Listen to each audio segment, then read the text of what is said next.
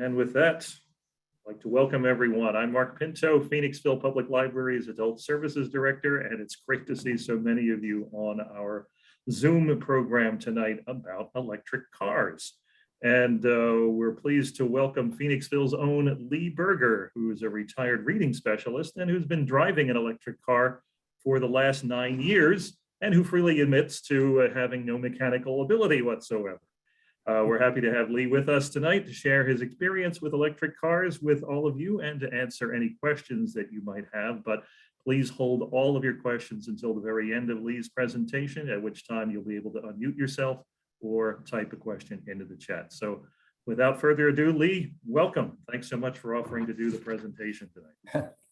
Good evening, everyone, and thanks for tuning in. I'd like to thank Mark Pinto for setting up this event tonight, and in fact, for setting up all the community education events that he's set up for the library. I think my wife and I have probably attended 10 of these just in the past year or two since the pandemic started, and they have all been great. So please do take a look on the website for the library, or if you get the newsletter, the weekly newsletter, because there is a lot there. All right, I am going to start this presentation by acknowledging its presumptuous title, Why You Will Soon Be Driving an Electric Car. After all, who am I to be telling you what you'll be driving? But I have to admit that I did choose this title very deliberately because I genuinely believe that, though it may not seem that way now, most Americans who need a car will be buying an electric one in the next few years. And I hope to show you that not only is this nothing to worry about, but it's actually something to look forward to. By the way, is there anyone who already is driving an electric car? And just raise your hand, or if you're not on video, you can press your space bar on your keyboard to unmute for a second and say yes. Okay, I see Joel there, I see Paul, I see some others. Okay, that's wonderful. Okay, I thought I saw a special glow coming from some of the boxes on the little Zoom screens, and now I know why. All right, I'm going to start now by offering you 2 reassurances, 3 definitions, and 1 disclaimer. First, the reassurances. Number 1, you don't have to be either a technology geek or a car geek to drive an electric car. Anybody who even knows me a little bit knows that I am far from a cutting edge kind of guy. I still mostly use a landline phone, and I have an impressive collection of video cassettes and a VCR to play them on. And as far as being a car person is concerned, if you ever drove by my house, you would not see any Lamborghinis in the driveway. Our other family car is a not very exciting, but very dependable 11-year-old Subaru wagon. And personally, I do not know an alternator from a radiator, from a carburetor, or anything else. And that's one reason, frankly, why I drive an electric car, because it doesn't even have most of the parts that I don't understand. Reassurance number 2, you don't have to learn how to drive an electric car.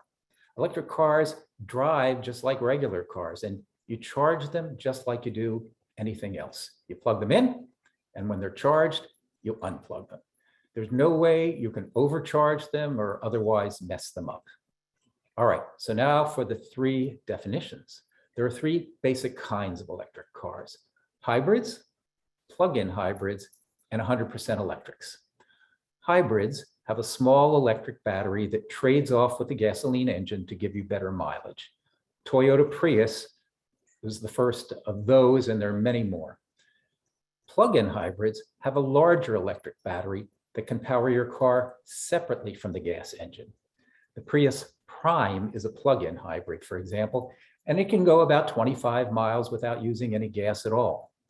But if you go any further than that, you just wait for the gas engine to kick in automatically. You don't really have to wait very long. It happens automatically, and that'll take you as far as any other car would go on a tank of gas. The advantage to a plug-in hybrid, of course, is that if you typically don't drive much, you can use battery power all day and never have to use any gas until you take a long trip. And when you take that long trip, you'll have the gas engine to get you all the way there and back. The third type of electric car is 100% electric, like the Tesla and the Nissan Leaf that I drive, and they don't use any gas at all. They run completely on electricity, like a high-powered golf cart, or for that matter, your phone. And like your cell phone, you plug them in to recharge them. And a lot of people don't really realize this, I don't think, but 90% of electric car charging is done at home, with the rest at public charging stations, either across town or anywhere across the country. If there are any questions about the three types of electric cars, just put them in the chat and I'd be happy to answer them. Hybrids, plug-in hybrids, and 100% electrics. Okay, now for the disclaimer. As excited as I am about electric cars, I should tell you that they are most likely to be convenient for you if you have a garage or a carport. That's because it takes a lot longer to charge an electric car than the 5 minutes it takes to fill up with gas. And that's why about 90% of electric car charging happens at home, because you can do other things while you're charging, like sleeping, for example. So let's take a quick survey. Please raise your hand or unmute quickly and say yes if you have either a garage or a carport. Yes. Okay, I see some.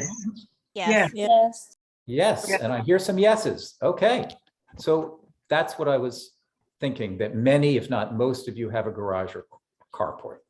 That makes electric cars much more convenient. But those without a place to charge at home do have plenty of options, and we will talk about them later. So please don't go away. First, though, I'm going to give you a 2-minute history of electric cars. And you should be able to see my first slide in about 10 seconds or less.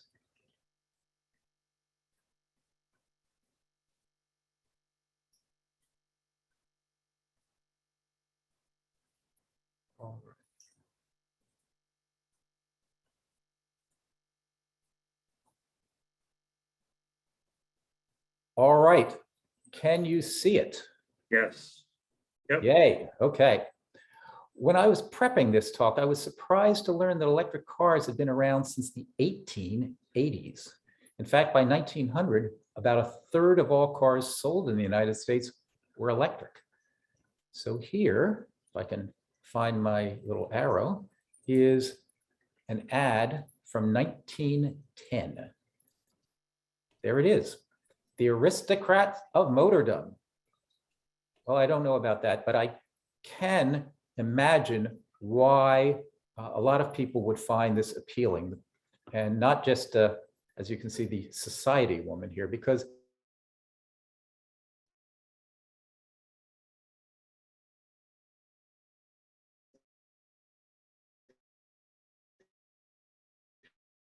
when you think it's fine and cleaner and lighter. And if you can see the small print here, you'll notice that this car could go 70 to 100 miles on a charge. That was a long way in 1910. So what happened? Why didn't our grandparents and parents grow up driving electric cars? 2 words: cheap gas. Oil was struck in places like Texas. Gasoline just got cheaper and cheaper. By 1935, gas was about 18 cents a gallon. Standard Oil had built gas stations across the country, and electric cars had disappeared. Well, it took a long time, but finally electricity is now cheaper than gasoline. Battery technology has advanced dramatically, and the electric car is back. In 2000, the Prius became the first electric hybrid sold in the United States. 8 years later, the Tesla Roadster came out, and that was the first 100% electric car, no gas at all. The only problem was it started at $109,000. 2 years later, though, Nissan brought out the more affordable all-electric car, the Leaf, at $29,990. As for range, the distance you can go between charges, that 2010 Leaf had a range of 73 miles, about the same as the 1910 Baker Electric. Of course, range has increased quite a lot since 1910, as we will see in a minute. All right, that is the end of the history lesson. So right at this moment, there are about 15 electric car models available in the United States, with lots more to come. Here is a list of some of the more popular ones being sold right now. So we got Audi and BMW and Chevy and Ford and Hyundai and Kia and Nissan and Tesla and Tesla and Tesla and Volvo and Volkswagen. So that's a pretty decent variety. If you look at the second column, you can see that all of them, with the exception of the BMW for some reason, can get at least 200 miles of range, with some going to 400. And as far as 0 to 60 is concerned, just about all of them can go from 0 to 60 about as fast or faster than the average gas-powered car. I had to look this up, but a Toyota Camry regular gas-powered car, for example, goes from 0 to 60 in 7.5 seconds. And the Tesla Roadster here can do that in 2 seconds. Of course, that's just our friend Elon Musk showing off a little bit, but that's still pretty impressive. Top speed, all of these cars can go at least 90 miles per hour and some 200 or more, which should be about as fast as any of us need to go on a regular basis. All right, now that list that you see is okay, but it's about to expand dramatically. In fact, here are some pictures of electric vehicles that are either for sale now or will be sold within the year. On the bottom left of each picture, you can see the price and when the car is available. These are in alphabetical order, so we're starting with the rather upscale Audi at $99,900. BMW, a little less upscale, but still kind of pricey. Cadillac, well, it's a Cadillac. Now we're getting a little more reasonable. Chevy, Ford. By the way, I just read that more than 100,000 of these F-150 Lightning electric trucks have been pre-ordered. Hummer, I'm a little surprised that there's a market for an electric Hummer, but it's coming. Honda, Hyundai, Kia, Nissan Leaf, Subaru, Tesla, funny looking Tesla, Toyota, Volvo, and finally Volkswagen. So you can see that there are a lot of choices coming our way. So it does bring the question, why haven't we seen more of these on the road already? Well, right now, electric vehicles make up only about 2% of the market in the United States. That's less than half as quickly as they're catching on worldwide. And that includes places like South America and Africa. And that's less than 1/5 as quickly as they're being sold in Europe. One reason for this, I think, is that even though gas is up to, I think, about $3.70 a gallon on average, it's still cheaper in this country than it is in most others. Next slide gives you an idea of where we are in the United States compared to some other places when it comes to buying electric vehicles. So here we are at 2.2% in the United States, less than half of what it is worldwide. And although California is certainly doing its part, it's still not up to the average of Europe. And that figure for Norway is not a typo. I double checked it. Nearly 3/4 of the cars sold in Norway in 2020 were electric cars. So that 2.2% in this country is going to change soon. President Biden has a deal with the big US automakers to make electrics 50% of all new cars manufactured in the next 8 years. Several other companies worldwide are going to beat that 50%, with Volvo, for example, going 100% electric by 2030, Volkswagen 100% by 2027. That's 5 years from now. Even Rolls-Royce is bringing out an electric car called the Silent Shadow next year. And this is for you, Mark Pinto. Yes, it'll start at only $380,000. I don't know if that includes air conditioning, so you might want to bump that up to 400. All right, whoops, let me back that up a second so I can introduce it. So now you can see that electric vehicles are going to be available, if they're not already, in many shapes, sizes, colors, and prices very soon. But that still raises the big question, should you buy one? To answer that, let's talk about the advantages and disadvantages of owning an electric car. All right, let's start with the advantages, and I will give you 6 of them and then 3 potential disadvantages.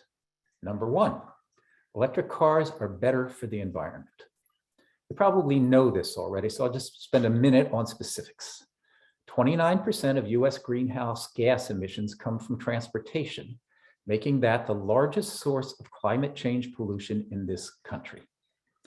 100% electric vehicles cut tailpipe emissions to 0 because they don't have any at all.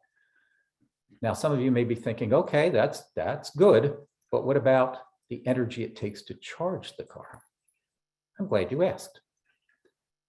I'm glad you asked because charging does create some greenhouse gases, but unless you live in West Virginia, where they still get 90% of their electricity from coal, your electricity is going to be much cleaner and greener with an electric vehicle. Pennsylvania only gets about 20% of its electricity from coal, with the rest coming from less polluting natural gas, nuclear, hydroelectric, solar, and wind. But what makes electric cars even cleaner is that they use less than 1/3 as much electricity to go the same distance as a gas-powered car. And I'll get to this a little bit later, but the bottom line is that when you drive an all-electric car or truck, you're doing one of the most effective things a person can do on a daily basis to fight climate change.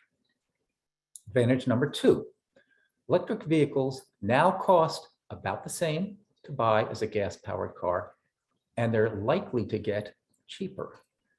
There aren't too many products you can say that about, but there are reasons for this.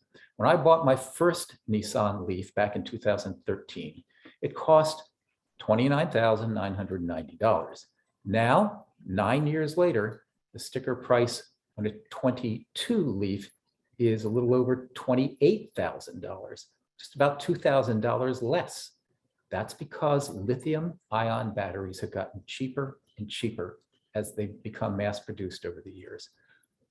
I have to admit that I was kind of stunned when I Googled average new US car price recently. Maybe you have a guess as to what it is, and maybe you'll be closer than I was, but it's $42,000. The Tesla 3 base price is $39,990. So that's in that ballpark. And most new car makers have an electric model starting between $20,000 and $30,000. And I almost forgot the best part. There's also a federal tax credit of about $4,500 on plug-in hybrids and $7,500 on all electric cars. That means that whatever you spend on an all electric, meaning 100% electric vehicle, as long as you owe at least $7,500 in taxes that year, you'll effectively pay $7,500 less for your new car. Okay, so electric cars can cost about the same to buy as gas cars, but what about the cost of driving them? That brings me to advantage number 3. Electricity now is much cheaper than gasoline, and as I mentioned under number 1, it takes a lot less of it to power a car. To show how much less, let's take a look at the Environmental Protection Agency sticker, window stickers for gas and electric cars. So the average gas-powered car in the United States gets about 26 miles per gallon. The average electric car, 99. And you can see that MPGE there. That just means that when you think about it, there are no Gs, there are no gallons with electric cars because they are electric, no gas. But that's a big difference. It's almost 4 times more range equivalent with an electric car. And that brings us to fuel costs.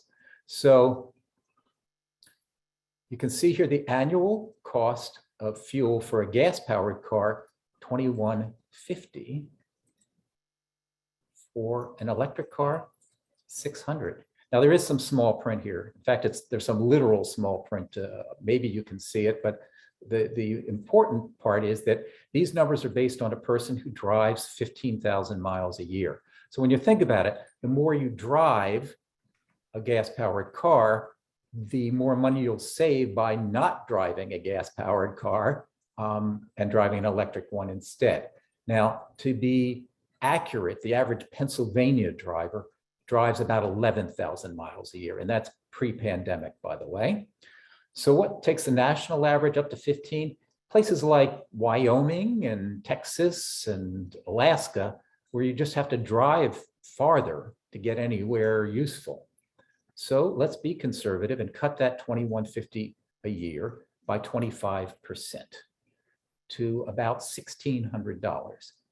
That's still $1,000 more than the $600 you'll spend with an all-electric car. That means that you will save $1,000 on fuel every year you own an electric vehicle. Advantage number 4. Maintenance is a lot less frequent and less expensive with an electric car.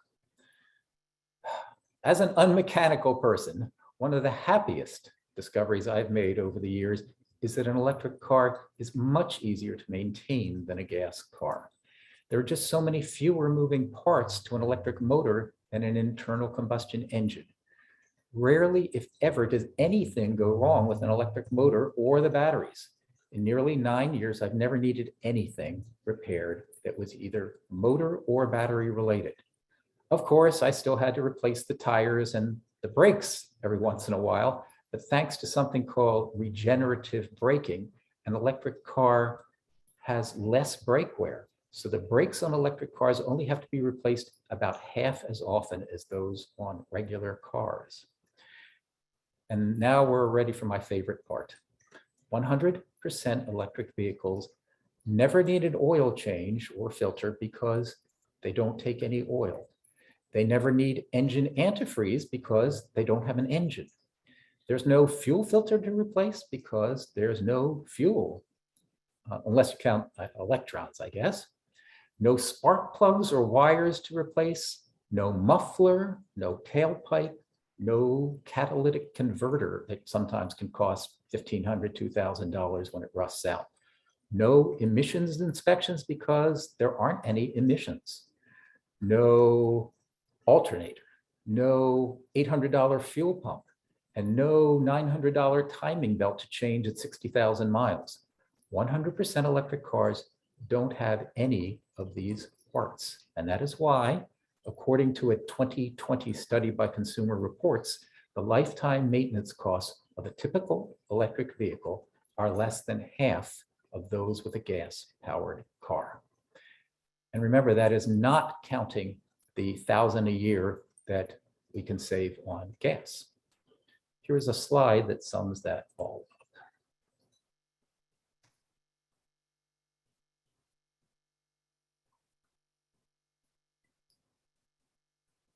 All right, advantage number 5. Electric cars are especially good for local driving. As you probably know, gas-powered cars get better mileage on the highway than on the city. Well, EVs are just the opposite. Thanks again to that regenerative braking, the car's battery is charged a little bit every time you brake. So your range is actually better in stop and go driving than it is on the highway. And that brings me to the final advantage. They're very quiet. Electric vehicles are essentially silent. And that does take a little getting used to. In the beginning, I remember finding myself checking the dash display to make sure I'd actually turned on the car. Nissan, in fact, had to add a little humming sound effect that plays at low speeds so that people would know you were coming down the street. But when you're idling, not only is your car completely silent, it's not using any power at all. When I used to get stuck in traffic or even stopped at a light for a while, I'd think about the fossil fuel I was wasting while not going anywhere. Now, no worries. All right, so those are the major advantages of electric cars. If you have any questions or comments before I move on from this carefree utopia I have created to the disadvantages, feel free to put them in the chat. There are 3 potential drawbacks to electric car ownership, and each one is important to think about, and only you can decide if it's a deal breaker for you. But I hope to show you that each one of these 3 is less than a problem than you might think at first. The first potential problem is range, the distance a car can go between charges. Not so long ago, range was a huge problem with electric cars. The average gasoline-powered car can go 400 miles or more between fill-ups. 2015 Leaf I'm driving now has a range of just 84 miles. But battery technology has advanced so quickly that the 2022 Leaf is at 226 miles rather than 84. And the average electric car now being sold is at around 250 miles of range. In another 2 or 3 years, it's projected to be 400 or more, right there with gas-powered cars. In fact, already there's something called the Tesla Roadster Long Range that is at 620 miles. So very soon, if not, well, yeah, very soon, I'd say, in another couple of years, range will not be an issue at all. In fact, that's why my talk tonight focuses mostly on 100% electric cars rather than hybrids. I think hybrids are really just a temporary bridge until range improves a little more and people get more comfortable with the idea of electric cars. A hybrid, when you think about it, has a gas tank and an electric motor, and that just strikes me as a temporary redundancy, kind of like a VCR DVD combo that they had back in the 90s. Yes, and we still have one of those too. That said, there are some factors that affect your mileage somewhat. Mileage drops when you drive fast or climb hills, just like it does in a regular car, but it also drops as much as 20% or so when the temperature gets cold. That's just the nature of all batteries, and it might be solved at some point, but now it is something to be aware of. Of course, there's a great big readout on the dash that tells you at all times exactly how many miles of range you have left. And it's not as if things, drop 30 miles just in an instant. It happens very slowly. So it's never as if you're caught by surprise or anything. When my Leaf, for example, goes below about 18 miles of range, I get reminded, I think, 5 different ways that it's time to recharge. I'm going to stop, in fact, the slideshow for a moment. And if I can make this work, I'm going to show you a 24-second video of the dashboard of my car so you can see what I'm talking about. Share screen. Can you see this yet? No. No, okay. I probably forgot a critical step, so bear with me. Now, I think you There can we see go. it now. Great. There we go. Okay. Thank you. All right. So if you look in the, if you look in the corner there, you can see the triangles, the orange, I guess, and yellow triangles. And that's just the beginning of the indicators that give you a clue that it might be time to think about recharging. Now I'm going to go down here to the rest of the dash, and you can see the flashing 17 here. That's telling you exactly how many miles of range you have left. And we'll zero in a little bit. I'll freeze this. And so here's a kind of a gauge, gives you a visual that shows you that you're heading down and you might want to recharge. You've got a glowing glowing charging tank here, a pump of electricity. And then here one with an arrow next to it in case you didn't see the first one. And then you've got this big old rectangle here that says battery level is low. So really there are lots of indicators that you might want to stop at some point and go home or go to a charging station. But you get plenty of warning at any given time. You're being told exactly how many miles of range you have left. So I'll just let that stop and stop the share and start the share again. And with any luck, I'll have the PowerPoint back to you soon. Can you see it? Yep.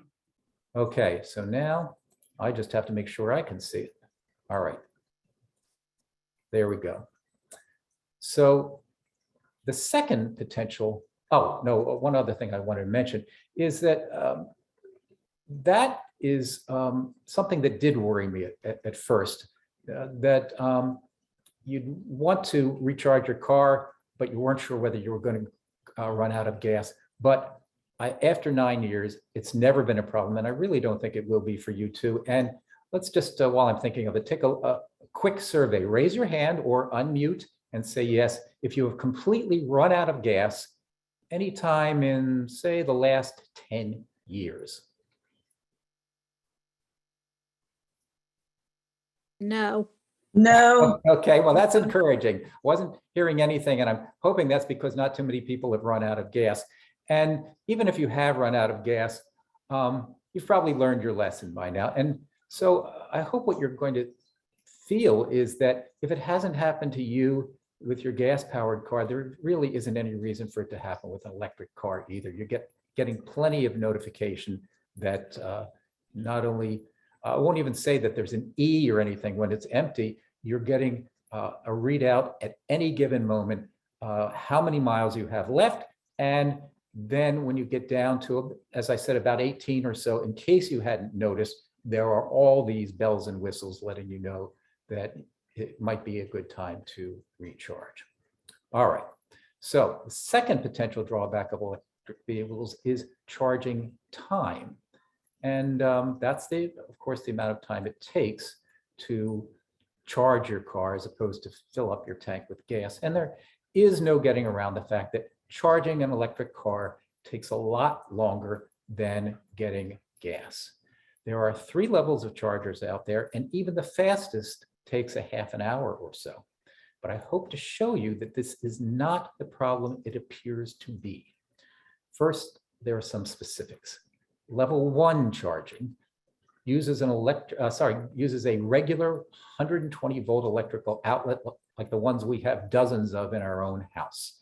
If you happen to have one of these in a garage or a carport, you are ready for an electric vehicle. But it's going to take about a half a day to fully charge your car. This is called trickle charging, and it can take a long time. And I know it sounds ridiculously low, but once I explain the other 2 charging levels, I'm going to come back and tell you why I've been charging exactly this way for nearly 9 years. Level 2 charging happens when you pay around $1,000 to have a 240 as opposed to a 120 volt outlet installed in your garage, carport, or outside wall of your house. That's an outlet like you may already have for a stove or a dryer or a water heater, but you need one just for your car. You would also need a level 2 charger to plug into that outlet. These are widely available at places like Amazon and all other kinds of car places, motor parts places, and they cost another $500 or so. So that is $1,500 for a level 2 charger. So what do you get for that? Well, as opposed to the 4 miles of range per hour you get from a level 1 charger, you get 20 to 30 miles of range per hour. There is something called level 3 charging, and that is what gets you charged in a half an hour or less. But that is going to be at charging stations rather than homes because it costs about $50,000 to install. So now you are probably thinking, I know I was, I don't have hours to charge a car every week. But here's the one thing that was kind of a revelation to me, and maybe it should have been obvious, and now it is. It's just a change of mindset. You don't have to be with your car to charge it. It's not at all like pumping gas. When you're done driving for the day, you plug in the car and you forget about it. You just leave it plugged in and go and do something else. Your car is fully charged when you wake up the next morning, just like your phone or anything else that you plug in to charge. And here's another thing that was a pleasant surprise to me. As long as you're using an electric vehicle as a commuter car and not taking it on long road trips, it doesn't need to be fully charged or anywhere close to that. As I mentioned, my 2015 Leaf has a range of 84 miles. I fully expected when I bought it in 2015 that by now I would have traded it in for something with more range. But I've come to realize that it hasn't been necessary at all. I drive a little less than the 11,000 miles a year that the average Pennsylvanian does, but let's go with 11,000. When you do the math, that comes out to 30.13 miles a day. So that even with that old regular electrical outlet, I can plug in when I get home at the end of the day, even if that's at midnight, and have enough charge by 7 o'clock the next morning to get me through the coming day. By the way, all electric cars have something called a range buffer, which just means that even when your gauge reads 0 miles, you have an extra 10 or 15 to charge built in. That's plenty to get home, or if you need to, the nearest public charging station. So right now, to sum up, I'm driving the lowest range car on the market today, 84 miles versus an average of about 250. I've got the lowest level charger, regular outlet, and still, by plugging in every night, I've got all the miles I need for a typical day. And remember that since your first electric car is going to be a lot newer than mine, you're going to have 250 miles of range probably or more, not 84. But you may be thinking this, and I certainly was too, what happens if you want to go to Pittsburgh for the weekend? That happens to be about 280 miles from here. So we need to talk about that. Last time, I think, please raise your hand, or if you're not on video, unmute and say yes, if you belong to a more than one car household. Yes. I hear a yes. It's one. No. No, Yes. okay. And some thumbs up there and some yeses and some nos. Okay, so it's a mix, and that's to be expected. Many of you can do what my family does and just take the other car when you go on a long trip. But if you don't have that option, there are a couple of others. You could go to a public charging station with those level 3 chargers and have all the charge you need in about a half an hour. There are some all over the greater Phoenixville area. Downtown, there's one on Star Street at the Ford dealer. If you're familiar with that, King of Prussia Mall, the outlets at Limerick, every Nissan dealer has one. Let's see, service plazas, all the service plazas of the Pennsylvania Turnpike, lots and lots of these. Most of these are free, by the way, and even those that cost something are pretty darn cheap. It'll cost about $9 to fully charge, which is a whole lot cheaper, you'll know, than buying a tank of gas. It is admittedly a little less convenient than going to the nearest gas station, but it's certainly doable for that occasional long trip. Of course, if you don't want even that inconvenience and you don't have a second car, but you do have a garage or a carport or even an outside wall of your home that you can mounting a charger to, you can always spend that $1,500 and get that level 2 charger at home. And as we've already seen, I hope, you save many thousands of dollars on gas and maintenance by owning an electric car. And that doesn't even count the $1,000 a year you spend on, you save on gas. So that $1,500 in perspective will be more than offset in a couple of years. And quickly, while we're on the subject of public charging stations, there are currently roughly 43,000 of them now across the country, with more popping up every day at workplaces, apartment buildings, housing developments, schools, supermarkets, malls, anywhere people tend to spend a little bit of time. And they are easy to find. At the end of this presentation, I'm going to put some websites in the chat. You can go to plugshare.com, chargehub.com, greencars.com. I'll put those in the chat, and all of them have interactive maps that tell you exactly where the nearest charging stations are. And that infrastructure bill that most of us have been hearing a whole lot about lately includes a couple of $1 billion set aside to build thousands more charging stations across the country.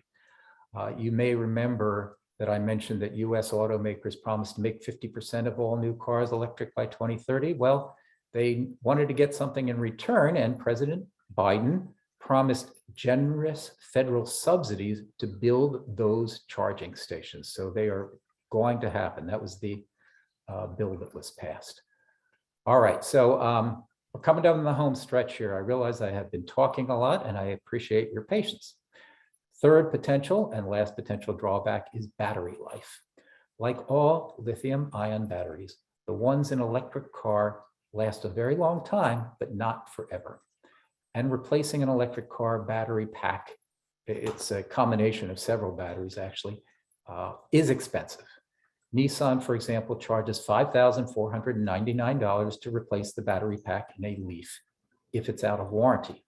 But that's if it's out of warranty. Fortunately, though, electric car makers knew that this would be a worry for people, and they wanted to sell some electric cars, so they did something about it. All electric car makers around the world have at least an 8-year, 100,000-mile warranty on their battery packs. So you'll only have to pay that big replacement price if your battery fails after the warranty period. The Leaf has been in mass production longer than all other electric cars, 12 years. So I'll use that as an example.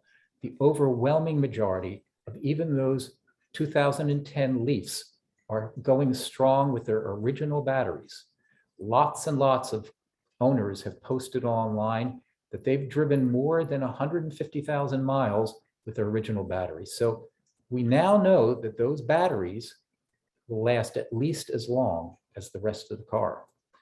Now, I'm going to try and put up here a short testimonial from a satisfied Leaf owner. It'll be just about 1.5 minutes long. And here we go. My name is Shannon Monroe. I live in Bellevue, Washington, and I've owned this Nissan Leaf since 2010. I was one of the first Nissan Leaf owners. I stayed up till midnight to order this car. We had it delivered to Florida. We were the first one registered in the state of Florida. And it's been such a great car, we've kept it with us for the last 10 years. We're at about 125,000 Nissan EV miles at this point.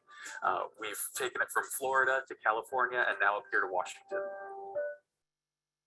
We decided as a couple that we wanted to try to use this car with our child exclusively. We took him home from the hospital in the electric car, and as soon as my parents realized we were that committed to it, they went out and bought a Nissan Leaf as well. That was another great moment that we made that transition for someone else. So he could ride in their car and our car. It's been really easy to have this car over the last 10 years. There's no real maintenance costs. There's been no trips to the dealership.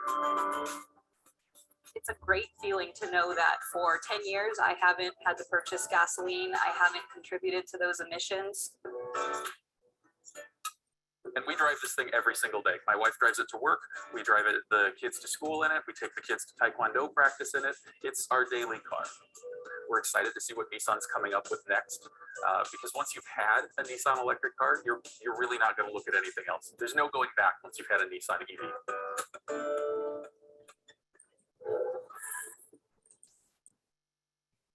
Well, okay. I'll bet the Nissan advertising department was happy to hear from that couple. But I have to say, our own experience, our families, has been pretty comparable. So to wrap things up, here's a chart that summarizes the pros and cons of driving an electric car.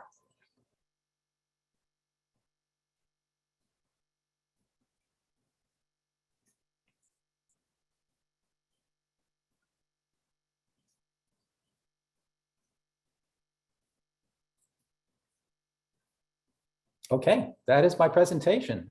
So now it is your turn. And if you have any questions, I would be happy to answer them. Nicely done, Lee. Can you see the chat? There's a ton of questions and comments in the chat. Oh, okay. Well, give me a moment here and I Probably will. should address those first before we accept any new ones. All right. Oh my gosh, 26 of them is what I'm counting. Let's see what I can do here. Okay, so I'm going to scroll up. Some of these you've already answered or others have answered. Okay. All right.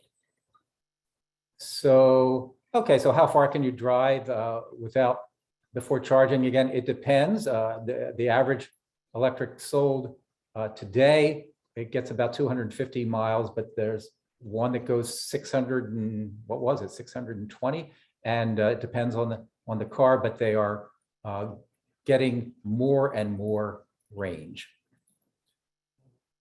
Okay, so Jonathan is sharing something about electric car history. Oh yeah, it's the Boyertown Museum of Historic Vehicles, great place. Toyota, I hope you saw that listed.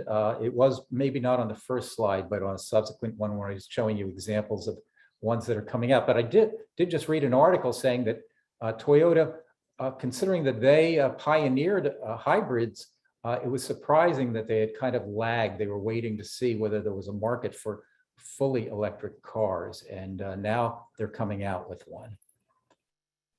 Okay, very expensive. Okay, I hope I've addressed that.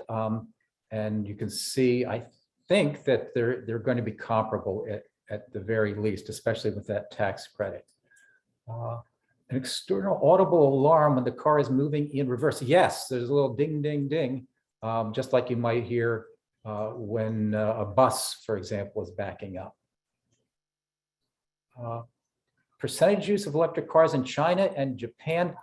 I can only tell you what I saw online, and I know that their adoption of electric cars is much higher in China and Japan than it is in Europe, and India is doing very well in that area as well. And for good reasons, because their pollution is horrible in places like China and India. I'm not as sure about Japan, but and there may be a little bit more cognizant of climate change and health, and so they are adopting electric cars. Oh, okay, so Joel is weighing in about his Bolt. That's a Chevy Bolt, and that's wonderful. Okay.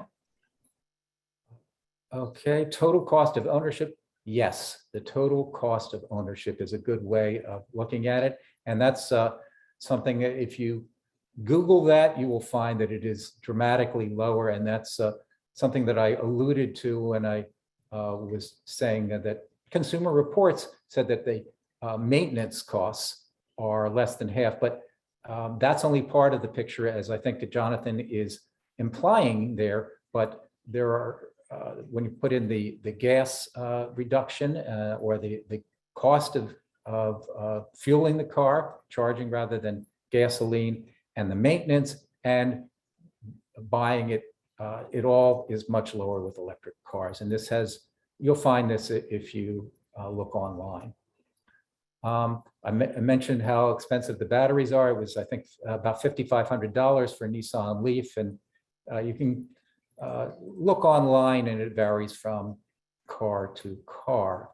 You need to rotate the tires to replace the cabin air filter once a year. I do remember having my car inspected, and the only thing that I needed was to replace that cabin air filter. So I was certainly willing to do that. How much, your electric bill go up? Ours was about $20 in a given month, which considering, well, I think you can probably estimate how much you pay for gas in a month. And even if it was 4 or 5 times that $20 for you, you would probably make out a whole lot better with an electric vehicle. Oh, here's Joel again. Okay. So it costs him a little bit more than it costs me, probably because his Bolt is newer than mine is, and can go a lot farther. So he charges it for a bit longer. Yes, public charging stations downtown Phoenixville, Valley Forge Park. I'd forgotten about that. Yes. And yeah, animals, if you run over his car, makes no noise when operated. Okay. So far, none. From about 0 to 20 miles per hour, the Nissan, and again, I'm talking about a 2015 Nissan Leaf, which is the lowest price electric car out there. And I even have the base model of the Leaf. For that, there is a sound that the car makes to warn pedestrians and animals. And of course, there is the noise that your tires make as you roll down the street. It's not that while I was almost going to say the engine, there is no engine, but while the motor is silent, there's still the sound of the wind rushing and your car's tires moving. So it is not completely silent. I think we would have seen on the media all sorts of news stories of people and animals being run over if this were a big problem. Oh, Joel did run out of power once and had to be towed, but I think that's unlikely. And I have heard that AAA is starting to put together portable recharging stations. So when you come out, not only can they bring you a charge, they can bring you a replacement battery. Are public charging stations free? I think I addressed that. Many of them are. The ones, for example, on the Turnpike are, at Valley Forge, and often at municipal buildings, and at every Nissan dealer, and probably lots of other car dealers they are, because they want to sell electric cars. Oh, and also at maybe apartment complexes and developments, because they can say that this is a perk of living there. How do charging stations work? Okay, that I think has been addressed. And Joel again is helping me out here. Thank you, Joel. Okay, on Jersey Turnpike, it costs $15. But yes, and you might notice that a lot of things cost a little bit more in New Jersey. Oh, under the bridge where the farmers market meets on Sunday, yes.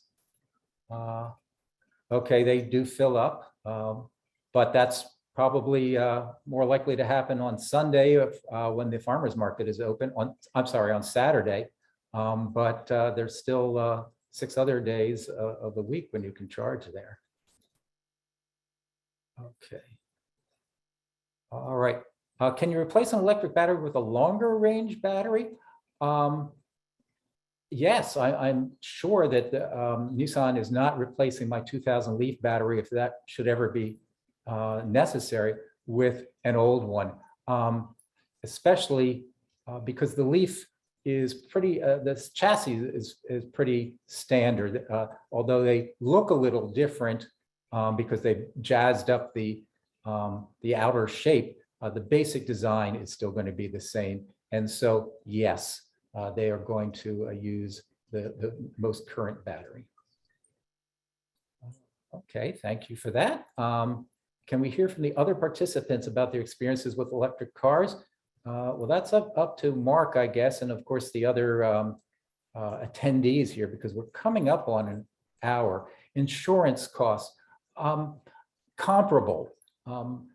We happen to have a young driver in the family, so I can't really speak to exactly what that would be, but it seems like it's comparable. And so I don't think that that is a big difference. And when I say comparable, as I said, our other car is a Subaru. And although that, when we first got it, was 3 years old, I think the insurance on that was more than it was on the Leaf. Yes, the Nissan Leaf, as far as I know, is the most reasonably priced electric car. Isn't Norway giving rebates? That wouldn't surprise me a bit.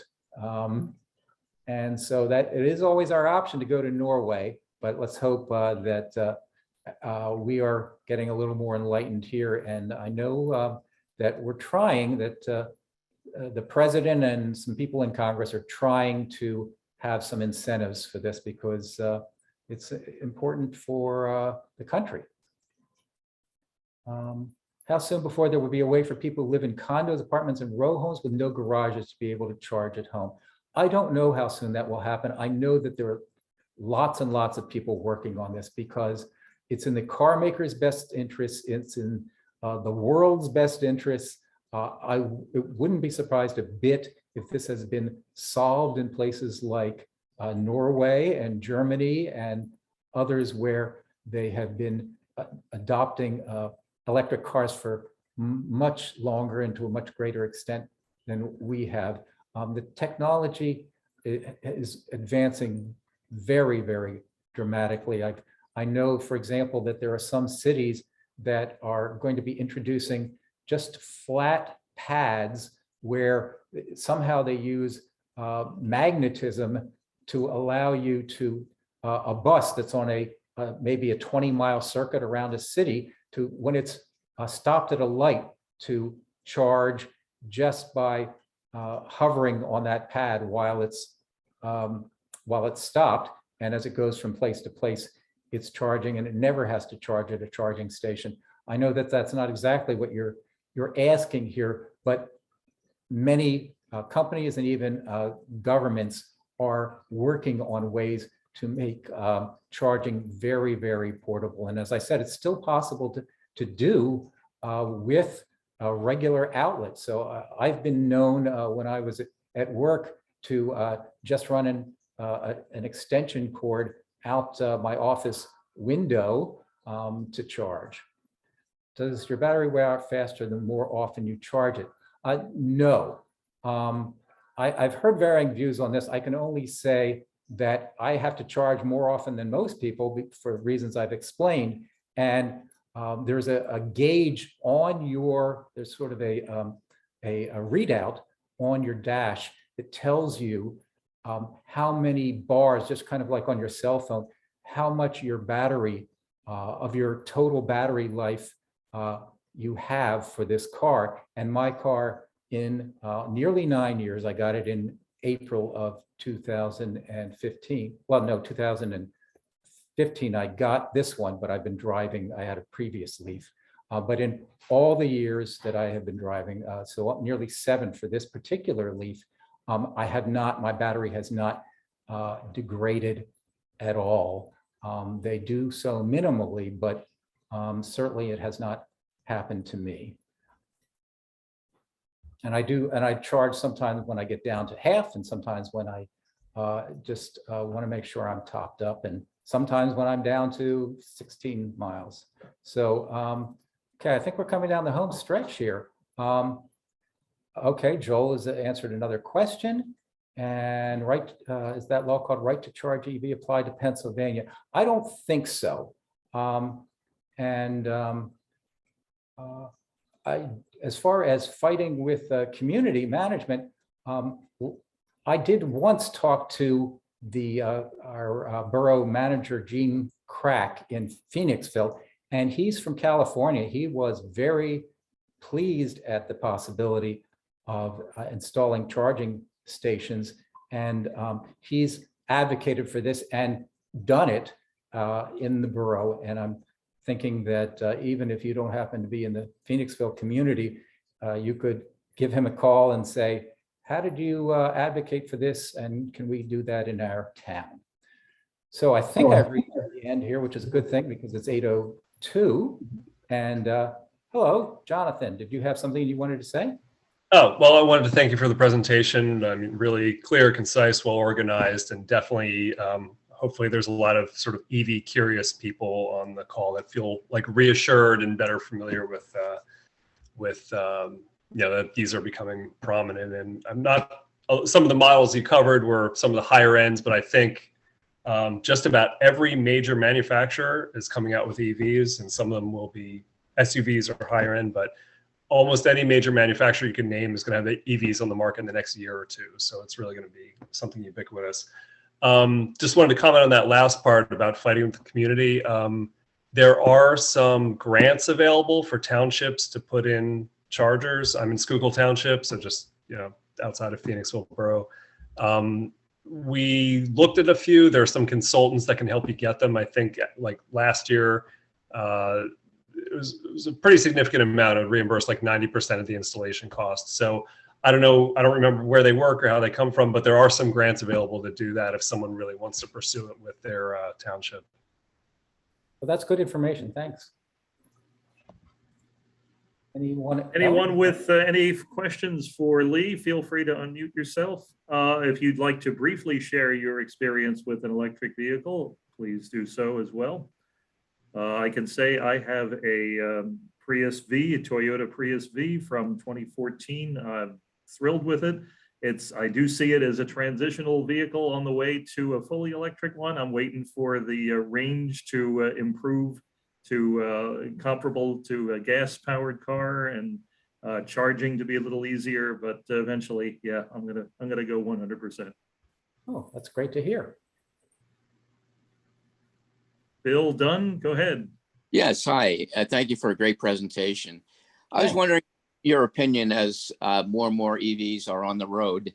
With the level 3 charging stations, do you anticipate a problem with people leaving their cars plugged in and then going inside to a restaurant or going into their apartment and not coming back to disconnect the car and just letting it sit there? Is that a potential issue, do you think? Well, it's not an issue for the car because you can't over. And after they've already filled their gas, but they don't move their car.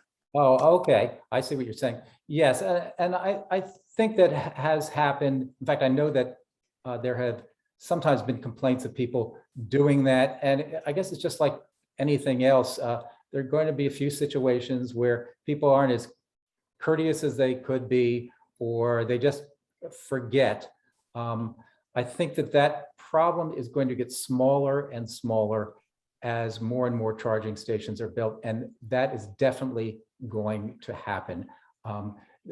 We're starting to see, there was an article in the Philadelphia Inquirer, there are articles in lots of magazines and online outlets showing that finally electric car makers have really embraced, all car makers internationally have really embraced electric cars, not necessarily because Americans have, but because the rest of the world has, and because Americans, I think, are going to be coming along, and for so many reasons that we've mentioned here tonight. But the trend is happening, and just the math will show that charging stations are going to be built by the thousands, and it's going to take a little bit while, but they're not particularly expensive to build in the grand scheme of things compared to a gasoline station.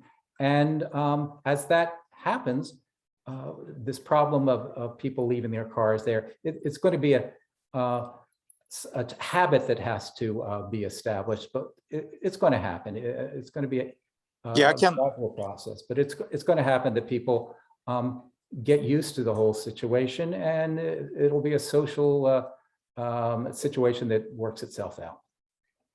Yeah, I can answer that. Actually, those superchargers, for example, in Limerick or King of Prussia, if you leave your car is fully charged, and you leave a car and not coming back after car is fully charged, they actually charge you 40 cents per minute for idle fee. Oh, okay. Thank you, Mike.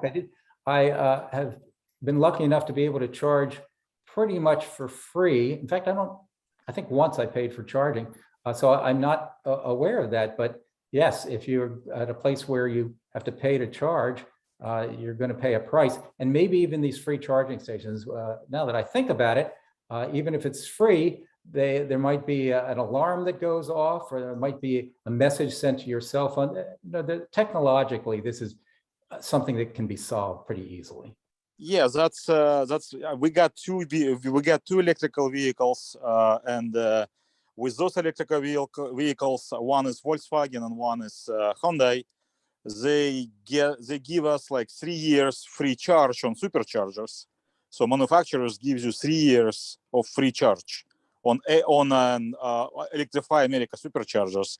And even if you have free plan, which give you again 3 years, even if you leave a car and they charge you 0 for charge, but still, if you leave a car and car is going to be sit there without a charge, you're still going to be charged for 40 cents per idle fee per minute.